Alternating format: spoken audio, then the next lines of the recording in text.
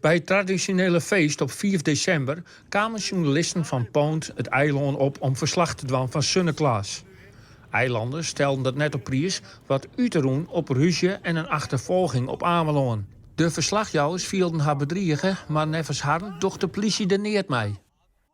Dat de politie niet doet wat ze zou moeten doen. Dat is het beschermen van burgers en meer specifieks dat er dus allerlei afspraken zijn voor journalisten. Dat zaken tegen journalisten, agressie tegen journalisten nog serieuzer wordt opgepakt. En in dit geval is er niets gebeurd eigenlijk. Daar is politiechef Martin Sitalsing van Wat Nederland het net mee eens. Zo worden op dit stuit beelden bezongen en mensen jet. Nou, er zijn een aantal aangiftes gedaan van beide kanten, zowel vanuit de omroep als vanuit de bewoners. Wij zullen die aangiftes beoordelen, die liggen bij het Openbaar Ministerie en dat is op dit moment de stand van zaken.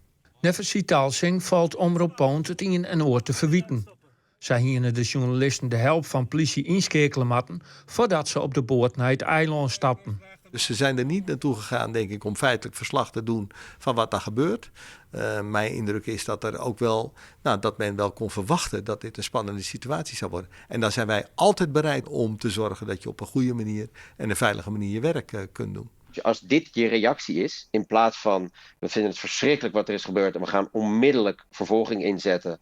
Want één ding is duidelijk, geweld tegen journalisten kan in een vrije samenleving niet. En daar hebben we 0 tolerantie voor.